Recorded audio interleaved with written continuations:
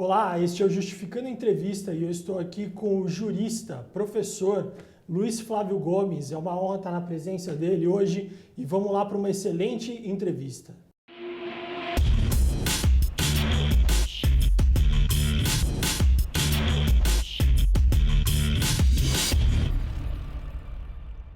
Olá, professor Luiz Flávio Gomes. Obrigado por estar aqui hoje, presente no estúdio Justificando.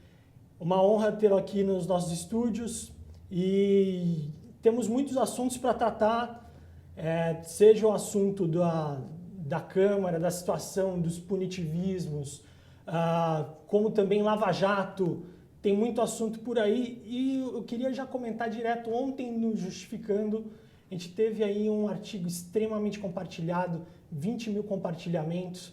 A gente viu que na Câmara dos Deputados tinha um projeto de lei que tentou-se nesse projeto fazer com que os detentos, os presidiários, pudessem ter direito a acessar o ensino médio, porque hoje fica restrito ao ensino fundamental.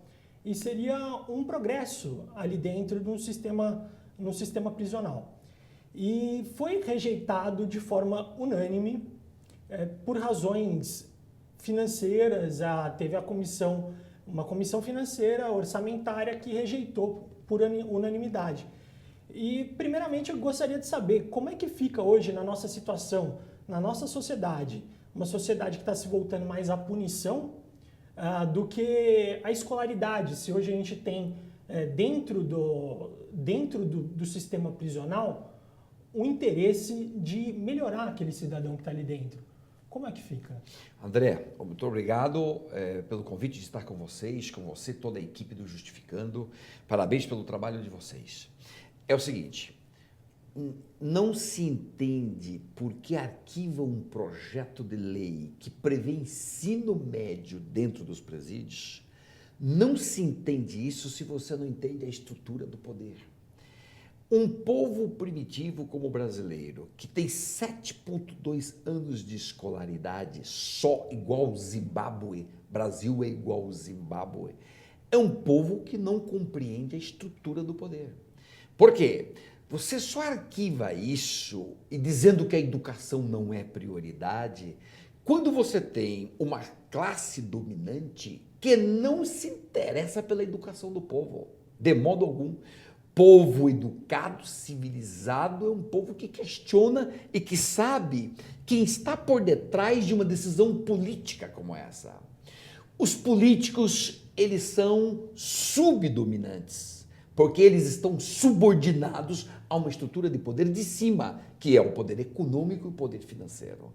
Os que mandam no país, os que comandam, os que parasitam e, eventualmente, quando dá oportunidade, os que roubam dinheiro público, na medida do possível, é exatamente a estrutura econômica e financeira, particularmente no que toca aos roubos, as bandas podres dessa estrutura.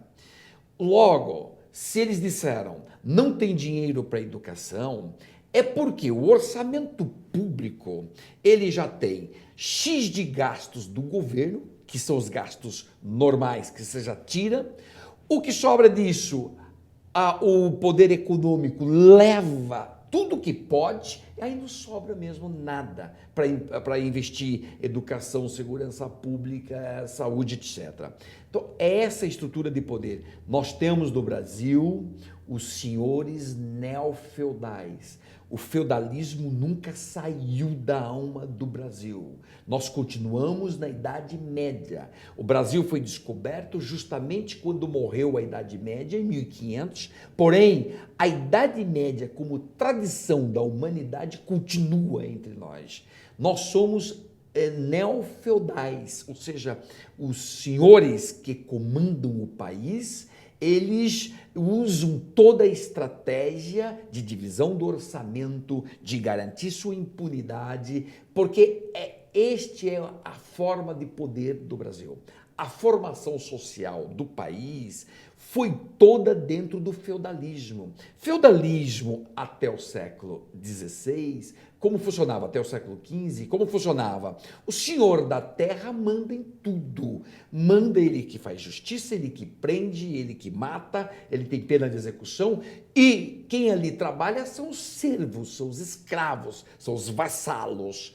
Esta situação não mudou praticamente nada no país. Então, eles que mandam, não dá dinheiro para a educação, realmente não é prioridade do Brasil. E os políticos cumprem esse papel de subordinação ao poder econômico e financeiro, porque são os de cima que financiam as campanhas eleitorais deles. São muito caras as campanhas.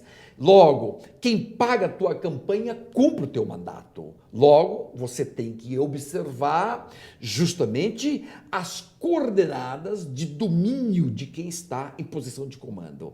É isso que explica a rejeição, o arquivamento peremptório de um projeto tão importante que é jogar na educação, seja dos presos, seja de qualquer pessoa no nosso país, mas educação não é prioridade no Brasil. Quanto mais ignorante e primitivo o povo, melhor para governar. E é só isto que os senhores neofeudais querem fazer no nosso país.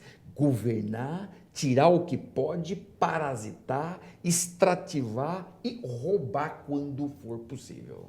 Agora, interessante quando você fala de estrutura de poder, eu me questiono, esse poder, essa estrutura, ela é uma estrutura consciente? Aquele que é o detentor do poder, ele sabe a força que exerce, ele exerce essa força, às vezes trazendo determinado prejuízo de forma consciente, tipo, eu vou permanecer no poder eternamente, eu quero permanecer e eu sei tudo que eu estou fazendo, ou não? Existe um complô ou é uma forma inconsciente de poder, de julgar pelas suas necessidades? Como funciona? Não, existe sim diretrizes bem definidas dentro deste clube, poderíamos chamar de um clube dos senhores neofeudais. Eles querem que toda a arrecadação do país, se possível, vá para o bolso deles. O objetivo de enriquecimento, ele é muito bem traçado. Se não fosse tudo programado, planejado e consciente, eles jamais pagariam as campanhas políticas dos presidentes e deputados e senadores. Se eles pagam é porque tem interesse que o poder político fique subordinado aos seus interesses, só os interesses deles. E eles só veem os interesses deles e não os interesses gerais do país. Isso é o que explica as barbaridades de o Brasil ter uma educação média no país igual ao Zimbábue. O Brasil hoje é um país riquíssimo, porém ele é oligarquicamente rico, mas os serviços públicos são miseráveis.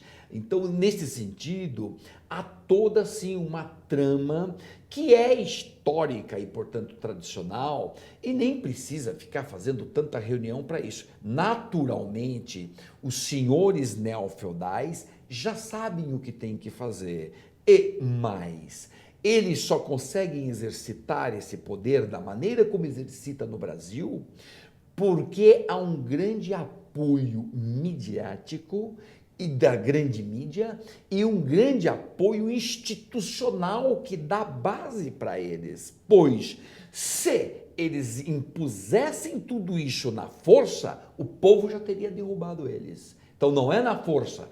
Você tem que conquistar o povo por meio de ideologias, de doutrinação, de disciplinamento. Na linguagem de Foucault, você tem que disciplinar a população a pensar desta maneira. E aí, as instituições todas que ajudam o poder de cima, incontáveis, são escola, fábrica, religião e etc. Isso tudo é que dá base de cima. Logo, fica quase que com um poder consensuado. Nós somos hoje neovassalos, neoescravos, neoservos, mas tudo mais ou menos consensuado, porque as instituições nos doutrinam desde crianças a pensarmos assim. Agora, é uma situação extremamente injusta. É um país desigual, extremamente opressivo e explorador, o Brasil.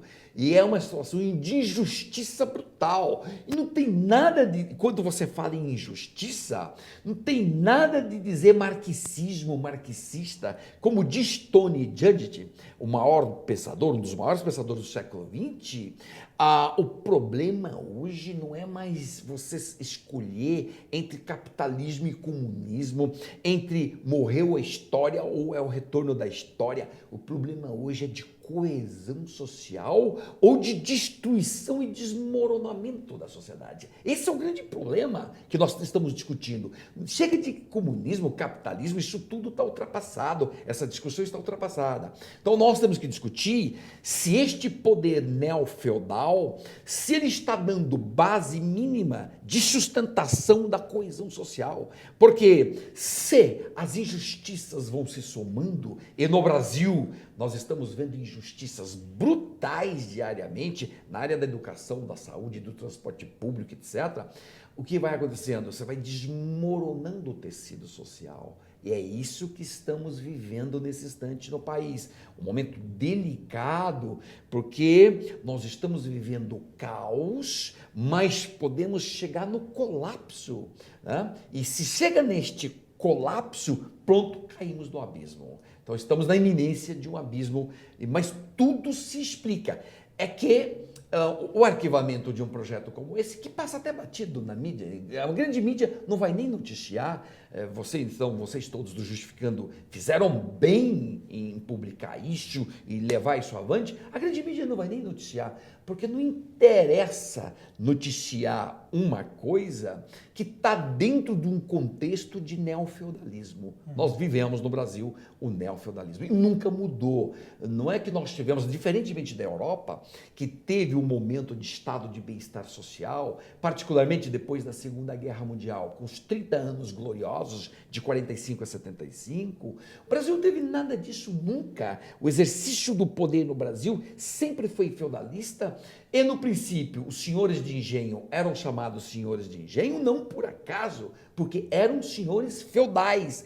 Com a independência em 1822, a estrutura jurídica do país vai mudando um pouco, os movimentos sociais vão conquistando alguma coisa, né? As mulheres, por exemplo, conquistam o voto, as mulheres conquistam o direito de trabalhar, de ter seu salário, né? Os negros têm movimentos sociais fortes e vão conquistando também seus espaços, todo mundo vai conquistando, mas é isso que dá então uma configuração não feudalista e sim neofeudalista para a estrutura do país. Mas em suma, quem entender essa dinâmica do poder, quem entender isto, começa a entender o arquivamento de um projeto como esse.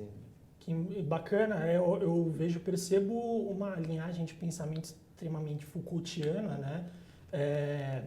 Em que, se pensarmos que antes tinha o poder dominação, e esse poder dominação era exercido pela força, e hoje, como você fala, existe uma inteligência, toda uma estrutura de fábricas, de escolas, estrutura de pensamento mesmo, gerando o poder disciplinar.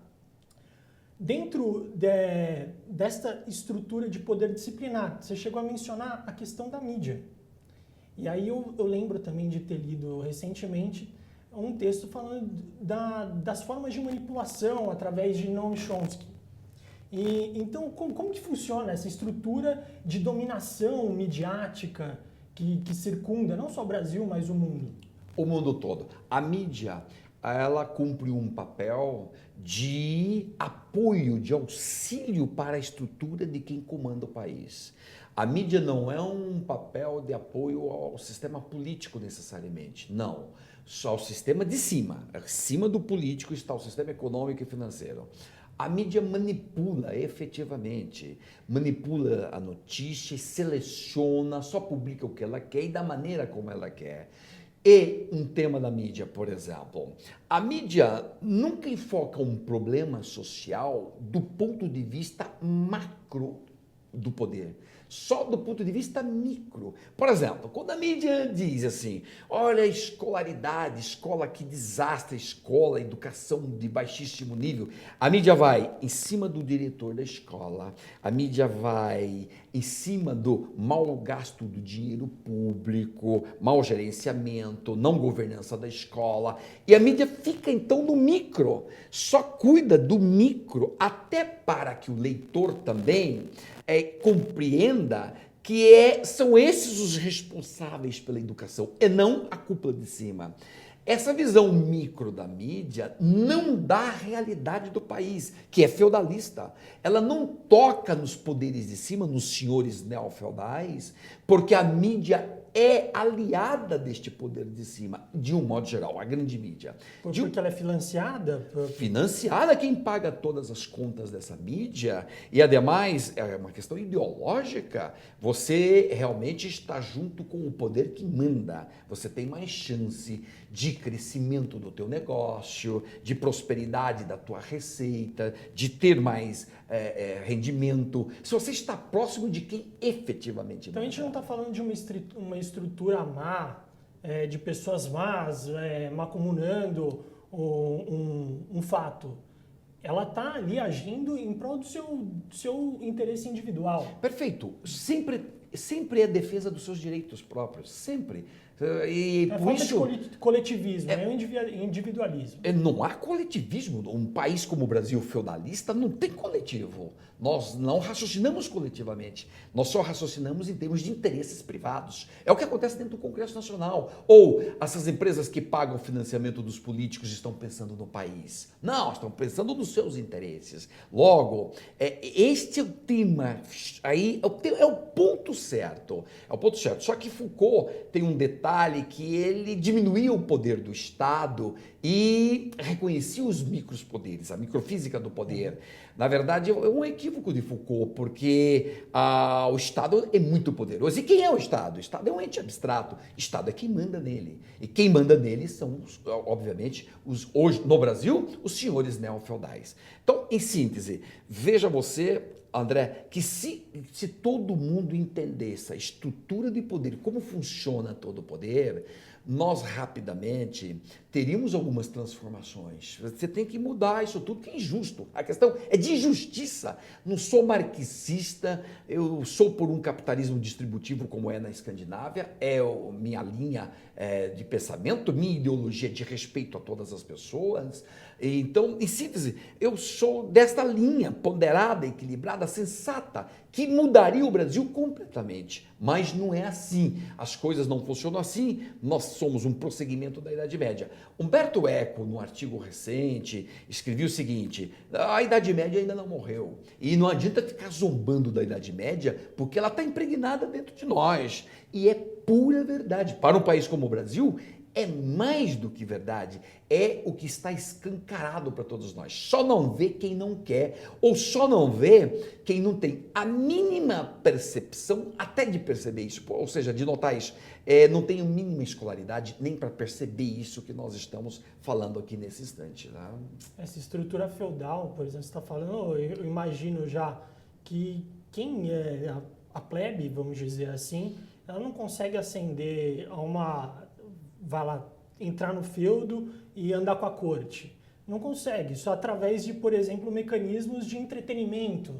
Que às vezes vira jogador de futebol, ele, no caso, ele entretém pela TV, não deixa de ser o bobo da corte. Então é muito complicado, né? Você não ter acesso. Não tem acesso à cultura, você não tem acesso a como subir lá dentro. Só que aí tem uma diferença de nós para a Idade Média. Lá, o feudalismo mais rigoroso, original, você só tinha escravos e os senhores. Só duas categorias. Hoje nós temos os senhores neofeudais que mandam no país. Você tem os cidadãos, que são respeitados como cidadãos, que estudam, têm um bom nível de escolaridade, têm algumas posses, esses são os cidadãos. E o resto é neovassalos, neoescravos e neoservos. Esses de baixo, a mobilidade social deles é muito difícil. Mas, de qualquer maneira, não se pode comparar a possibilidade de mobilidade social hoje no Brasil e a Idade Média. Lá não tinha mesmo chance nenhuma, era zero. Hoje, no país como o Brasil, até que você tem chance de fazer a mobilidade, de ascensão, de subir. Mas está ficando cada vez mais restrita e difícil na medida em que há uma concentração de renda, de poderes num grupo que aí a desigualdade amplia. A desigualdade amplia. O Brasil, no índice Gini, é 0,51 de Gini. 0,51 de Gini é um país extremamente desigual, extremamente, é assim, ó, vergonhosamente desigual. Próximos da gente, dos grandes países, só estão os Estados Unidos, que é 0,45, que é extremamente desigual. Mas todos os países que tiveram estado de bem-estar social e que hoje praticam capitalismo distributivo, como a Escandinávia, você tem um Gini de 0,30. Ou seja, para que um país, então, comece a ficar decente, você tem que, no mínimo, entrar na casa dos 30. No mínimo. O Brasil é 0,51. Já teve pior, já teve pior. Na ditadura, nós chegamos a 0,68, por exemplo, de desigualdade. Mas, em suma, o Brasil é desigual. Aqui está o problema. É entender tudo isso e deixar essa polaridade capitalismo-marxismo. Isso está morto. Ninguém mais vai sustentar ideias marxistas, salvo um ponto de vista ou outro que ajude a gente a entender a desigualdade. A questão é coesão social. Estamos lutando por isto ou estamos lutando para o colapso? Né? Agora, eu queria entender a visão de um penalista sobre essa história. Hoje, por exemplo, temos o problema da mídia populista, o penal, né, buscando a punição a todo custo. Existe algum tempo que não se fala, o rico não vai para a cadeia. Até hoje, essa tese se sustenta. E a gente vê uma mídia condenando já de antemão em investigações, seja Lava Jato ou diversos outros casos de político. E como é que fica o direito penal? A que ele serve propriamente? Porque no momento a gente vê muito pobre sendo preso, seja por casos de tráfico de drogas ou crimes menores, crimes de pobreza mesmo. E esses crimes grandes, uma punição já anterior à própria sentença. Isso não atrapalha o direito penal? Sim. Qual que é a história? O direito penal, como todo o direito, é mero instrumento de poder. Se o direito penal, se o nosso país ele é neofeudalista, o direito penal não poderia ser de um Estado democrático de direito. É impossível. O direito penal é instrumento de controle social. E o controle social nosso é exercido de maneira neofeudal. Logo, o direito penal é injusto, extremamente injusto, pega os de baixo. Porém, quando os Estados Unidos, em 75, lançaram o populismo penal forte, tolerância zero, movimento de lei e de ordem, aquilo ali era só para pegar pobres, janelas quebradas, só era pobre, a criminalidade dos pobres.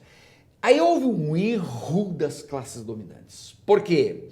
A classe dominante não imaginava que este populismo penal, que é midiático e, em consequência, do povo que pede pena, não imaginava que esse populismo fosse chegar na classe de cima. Desde o final do século XX já chegou na classe de cima na Europa, nos Estados Unidos, e agora chegou no Brasil. Em 2012, muita gente de cima foi tudo para a cadeia por causa do mensalão, e agora na Lava Jato, muita gente de cima está indo. Eles calcularam mal, foi um erro deles terem apoiado o populismo, porque não imaginavam que viria contra eles. E agora está vindo. Um efeito rebote. É Então. o efeito rebote, é o que eu chamo de, no meu livro de 2013, meu livro Populismo Penal Midiático, eu chamo de um populismo disruptivo. Porque vinha numa lógica, pega pobre, de repente passa a pegar o rico de cima. Aí é uma disrupção, houve um momento disruptivo e está pegando de cima e a tendência é pegar cada vez mais de cima.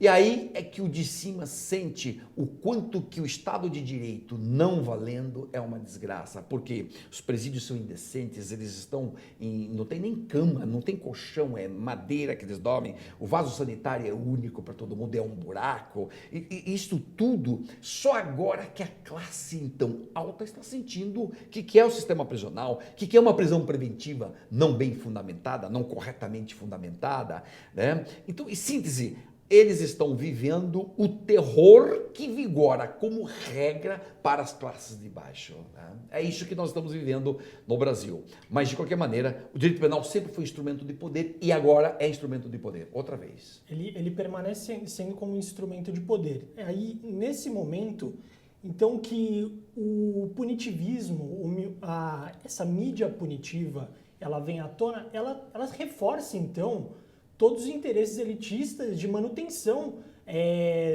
do poder penal que subjuga aquele que está embaixo da pirâmide. É correto esse pensamento? Não, nada. A mídia, ele cumpriu um papel, e cumpriu durante longos anos no Brasil, um papel de mera reprodução do punitivismo contra pobres. Ela sempre foi assim. Agora, com a Lava Jato, a própria mídia dá destaque, fala, está aí em todos os sites, jornais, tudo falando da Lava Jato. Porque há momentos em que a mídia quer mostrar que ela é neutra, que ela é imparcial. Imparcial coisa nenhuma. A mídia está sempre atrelada a interesses superiores. Mas divulgando isso, ela diz, está vendo? Eu também divulgo notas e notícias da classe de cima. Mas, na verdade, isso é só para iludir mais ainda e manipular mais ainda a população.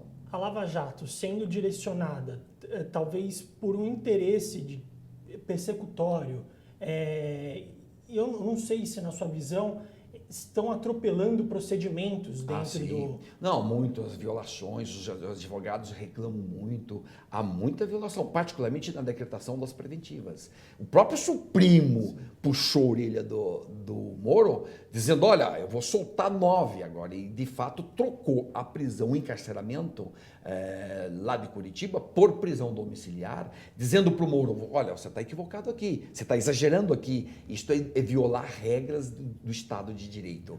Estão sendo violadas essas regras, estão enquadrando as classes de cima, mas convenhamos também, dentro do Estado de Direito, eu, por exemplo, sou totalmente favorável a que eles sejam condenados mesmo, porque estão roubando. Tem muitas bandas podres das classes superiores que estão roubando mesmo, são ladrões, é cleptocracia pura, governo dos ladrões.